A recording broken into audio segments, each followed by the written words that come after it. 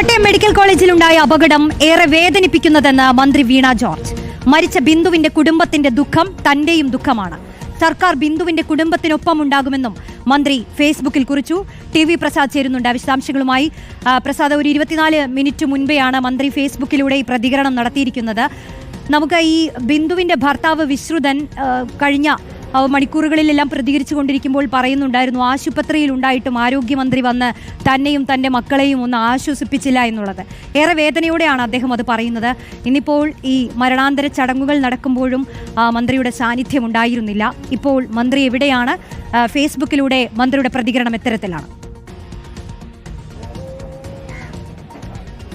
റോഷിനി, മന്ത്രി ഇപ്പോൾ അനക്സിലെ ഓഫീസിലാണുള്ളത്. മന്ത്രി തൈക്കാട് ഹൗസിലേക്ക് എത്തും എന്നറിഞ്ഞ് വലിയ സുരക്ഷയാണ് ഇവിടെ ഏർപ്പാടാക്കിയിരിക്കുന്നത്. പ്രതിഷേധം ഉണ്ടാകും എന്ന കാരണത്താൽ അല്പസമയത്തിനകം യൂത്ത് ലീഗിൻ്റെ പ്രതിഷേധവുമുണ്ട്. രാവിലെ BJPയുടെ പ്രതിഷേധമുണ്ടായിരുന്നു. എനിക്ക് പിന്നിൽ കാണുന്നത് പോലെ വലിയ പോലീസ് സംഘം ഈ തൈക്കാട് ഹൗസിലുണ്ട്. അതിനിടയിലാണ് ഒരു 25 മിനിറ്റ് മുമ്പ് മന്ത്രി വീണ ജോർജ് ഒരു വൈകാരികമായ ഫേസ്ബുക്ക് കുറിപ്പ് ഇട്ടത്. ചുരുങ്ങിയ വാചകങ്ങളിലാണ് തൻ്റെ ദുഃഖം രേഖപ്പെടുത്തുന്നത്. ഇങ്ങനെയാണത് റോഷ്നി: കോട്ടയം മെഡിക്കൽ കോളേജിലുണ്ടായ ദാരുണമായ അപകടത്തിൽ പ്രിയപ്പെട്ട ബിന്ദു മരണമടഞ്ഞ സംഭവം ഏറെ വേദനിപ്പിക്കുന്നതാണ്. ആ കുടുംബത്തിൻ്റെ ദുഃഖം എൻ്റെയും ദുഃഖമാണ്. കുടുംബത്തിൻ്റെ ദുഃഖത്തിൽ പങ്കുചേരുകയും ആദരാഞ്ജലികൾ അർപ്പിക്കുകയും ചെയ്യുന്നു. സർക്കാർ പ്രിയപ്പെട്ട ബിന്ദുവിൻ്റെ കുടുംബത്തിന് ഒപ്പമുണ്ടാകും എന്നാണ് മന്ത്രി വീണ ജോർജ് ഫേസ്ബുക്കിൽ കുറിച്ചിരിക്കുന്നത്.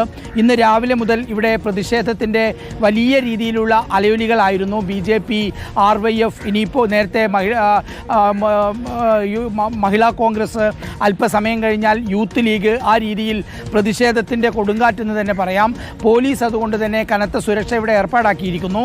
നമ്മളിപ്പോൾ നിൽക്കുന്നത് വഴുതക്കാട്ടിൽ നിന്ന് ഗസ്റ്റ് ഹൗസ് ഭാഗത്തേക്ക് പോകുന്ന ഈ റോഡാണ്. ഇവിടെ തൈക്കാട് ഹൗസിലാണ് മന്ത്രിയുടെ ഔദ്യോഗിക വസതി.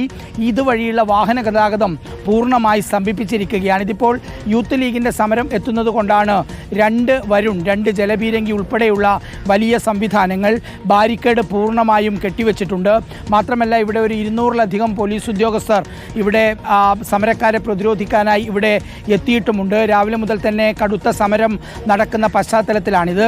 ഉച്ചയോടുകൂടി മന്ത്രി ഓഫീസിൽ നിന്നിറങ്ങി വീട്ടിലേക്ക് എത്തും എന്നാണ് കരുതിയിരുന്നതെങ്കിൽ കടുത്ത പ്രതിഷേധത്തെ തുടർന്നാകണം മന്ത്രി ഓഫീസിൽ നിന്ന് ഇതുവരെയും പുറത്തിറങ്ങിയില്ല. ഇപ്പോഴും ഓഫീസിൽ തന്നെ ഇരിക്കുകയാണ്.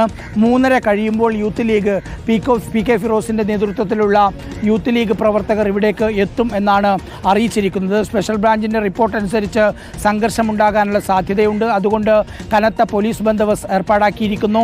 ഇന്ന് രാവിലെയും BJPയുടെ സമരം വലിയ തോതിൽ ഈ ബാരിക്കേഡ് തള്ളിമാറ്റാനുള്ള ശ്രമമൊക്കെ ഉണ്ടായി. അതിനെ പോലീസ് ചെറുത്ത് തോൽപ്പിച്ചു. 8 തവണ ജലപീരങ്കി പ്രയോഗിച്ചു.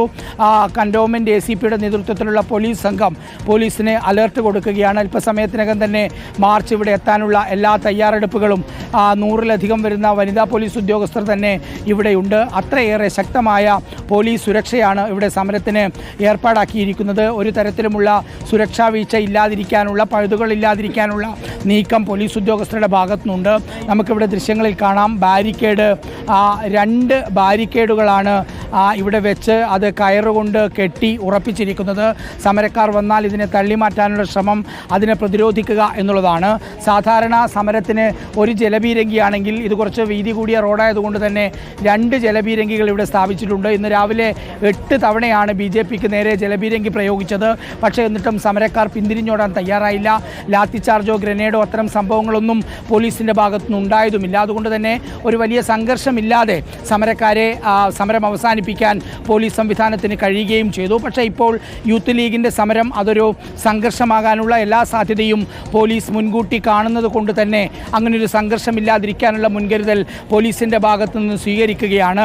വഴുതക്കാട്ട് നിന്ന് ഈ ഗസ്റ്റ് ഹൗസ് ഭാഗത്തേക്ക് പോകുന്ന തൈക്കാടുള്ള ഈ റോഡ്, ഇതുവഴിയുള്ള ഗതാഗതം, അതായത് കമ്മീഷണർ ഓഫീസിൻ്റെ മുന്നിലൂടെയുള്ള റോഡാണ്. ഈ റോഡിൻ്റെ 2 ഭാഗവും പൂർണ്ണമായി ഗതാഗതം സ്തംഭിപ്പിച്ചിരിക്കുകയാണ്. വാഹനങ്ങൾ ഒന്നും ഇതുവഴി കടത്തിവിടുന്നില്ല. അല്പസമയത്തിനകം തന്നെ യൂത്ത് ലീഗിൻ്റെ മാർച്ച് ഇങ്ങോട്ടേക്ക് എത്തിച്ചേരും. ഫോറസ്റ്റ് ഓഫീസിൻ്റെ അടുത്തു നിന്നാണ് PK ഫിറോസിന്റെ നേതൃത്വത്തിലുള്ള മാർച്ച് അവിടേക്ക് എത്തുന്ന സാഹചര്യത്തിൽ നമുക്ക് ഇതേ ദൃശ്യങ്ങളിലേക്ക് തന്നെ മടങ്ങിയെത്താം. TV പ്രസാദാണ് അവിടുത്തെ സാഹചര്യം വിശദീകരിച്ചുകൊണ്ടിരിക്കുന്നത്.